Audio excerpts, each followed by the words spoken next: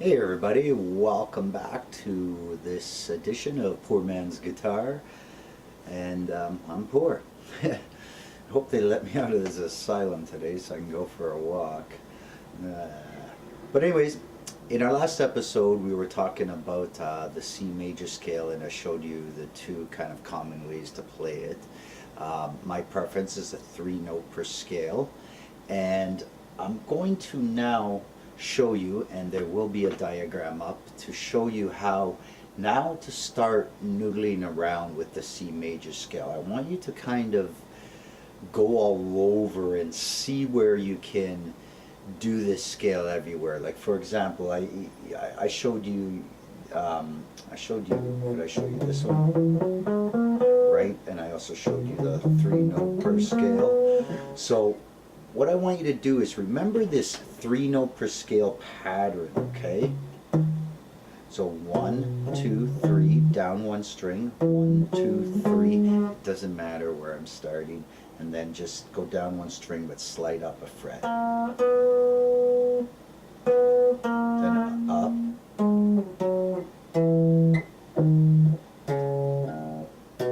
There, I hope you can see that. I kind of had to exaggerate my fingers a bit, but you can clearly see it. Okay, this pattern is going to stay the same, except when we come down to this B string, instead of moving up one, you're going to have to move 2 up. Like for example, I guess we can start anywhere, it doesn't really matter. Okay, we'll start on the C here. So we could easily go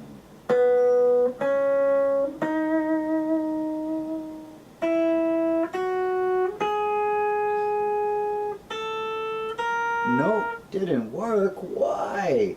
Oh, because we had to come up. So I want you to fool around like that. So kind of like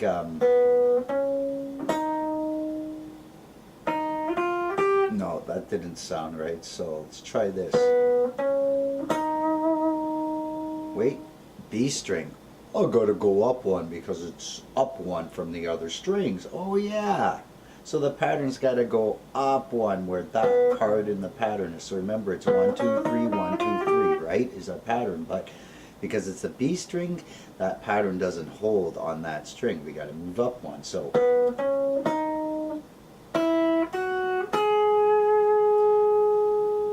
and now we can't drop down one there because that's not the pattern, right? Doesn't sound right, but it would be the pattern if it was normal. So just remember, when you get to that B string, you gotta move up one.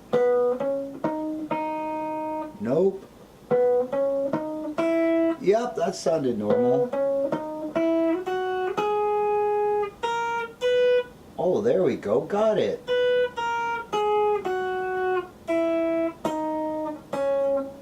Oh, hey, I got one pattern. And that's kind of what I want you to do. So just kind of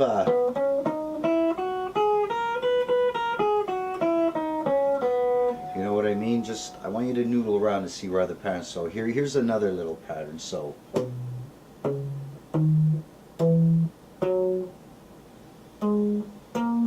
almost forgot it.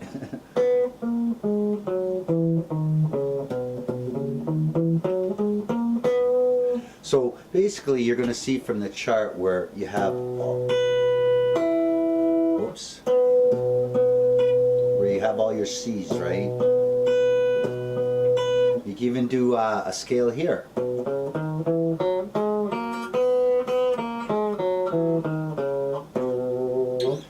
little out of tune right now, but you get the idea, right? So, yeah.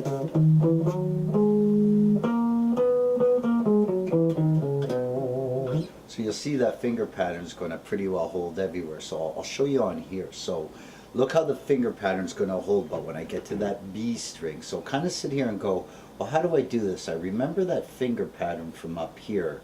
So down one string, down one string, down one string, down one string, down one string. So you remember that pattern, right? That pattern stays the same with if you start on C everywhere here, as long as you use the 3-note per string. I mean, you can use, like I said, you can do other things like that, or let's see, I could go, nope, yeah, oh hey, there's another way, look what I just discovered. Oh, nope, where was I? There, you know what I mean? So you're going to hit the mistakes, but that's when you just look and say, oh, that wasn't it, go for the next one.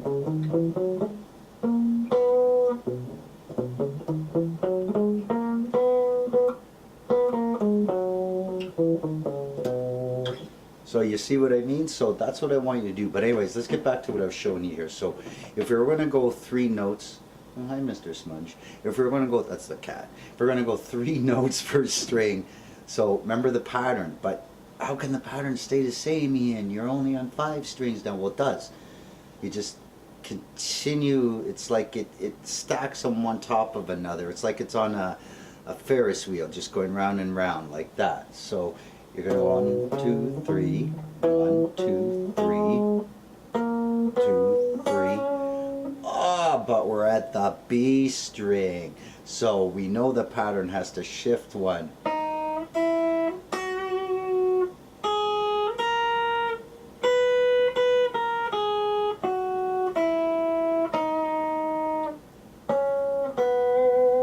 See?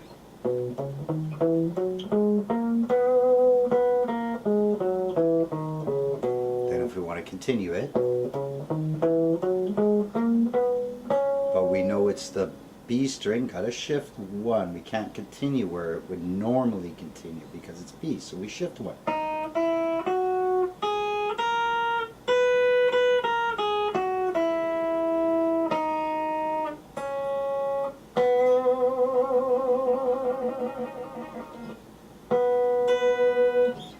So you get the idea? So that's what all I want you to do is go around looking for different ways, like I said, to play these patterns. But when you play them with the 3 notes per string, the pattern will always stay the same as this.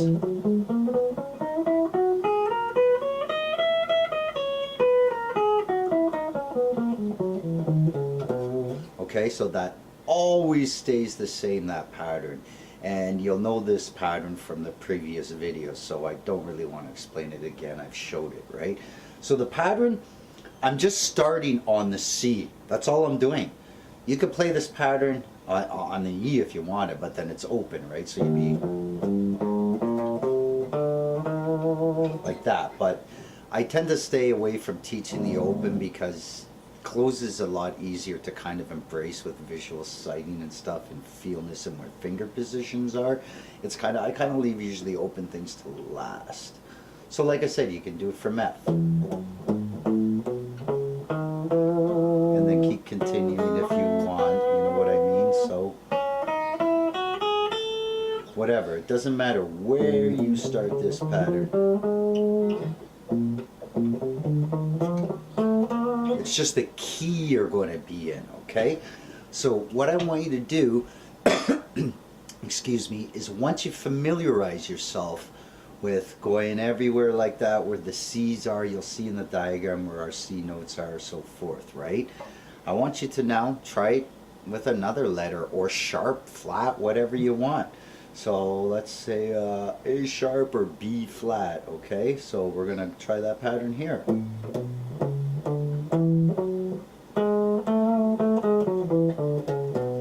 Well, I just played a A sharp, B flat major scale. Usually I guess you would say flat. It was a B flat scale or whatever, but just for the sake of teaching purposes, because you know a flat and a sharp are kind of the same notes, right?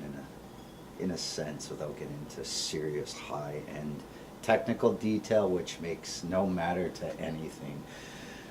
Okay, so anyways, because there actually sort of is something called B sharp. It's actually C, but it's a whole different ballgame. But anyways, we're concentrating on C.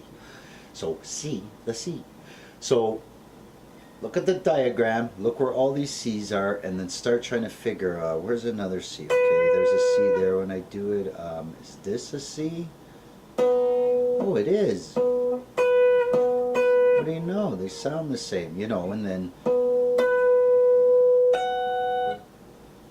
No, that's not C. That is... Nope, not a C there. How about this and this? Nope, that's not C, but you get the idea, right? So I go... You know what I mean? So you can see where they all are, the threes, right?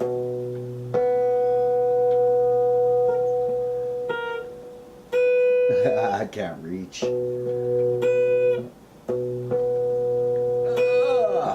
But you get the idea, right? So here, maybe I can reach on this one's a lot easier. But